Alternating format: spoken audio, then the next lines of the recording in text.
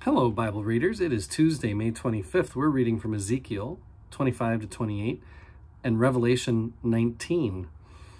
I'm going to start with Revelation, and I'm going to do a lot like I did yesterday for Monday.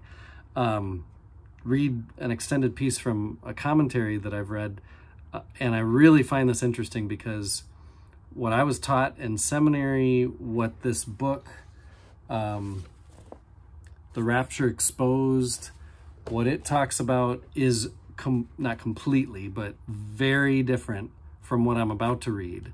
And I think it's a really important part of being a Bible reader to know that there are really wise and smart people who interpret whatever text very differently. And so there is not just one interpretation, and we should not only listen to the one person we trust.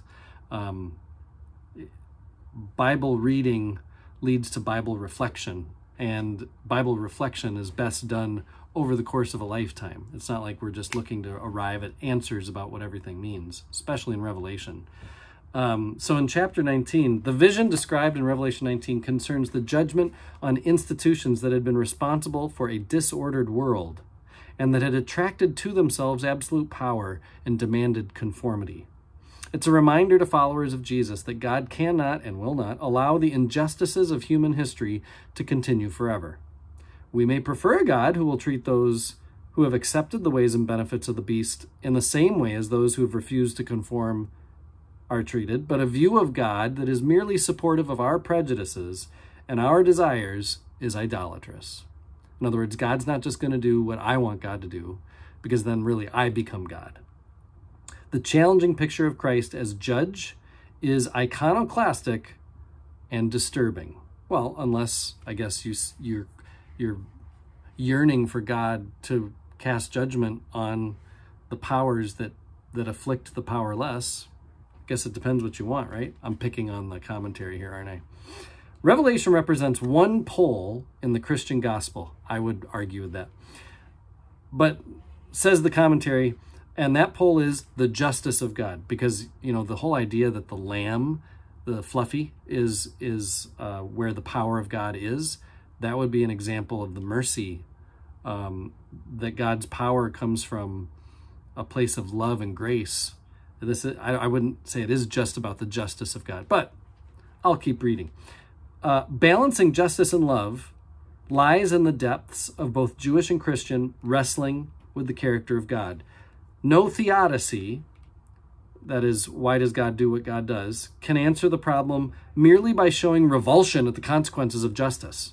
In other words, we can't just be upset that God would be just. Love's ability to cover a multitude of sins in a vision of eternal inclusion is in danger of baptizing the status quo of this world's injustice as the kings, magnates, and captains ride into the kingdom on the tide of the love of God.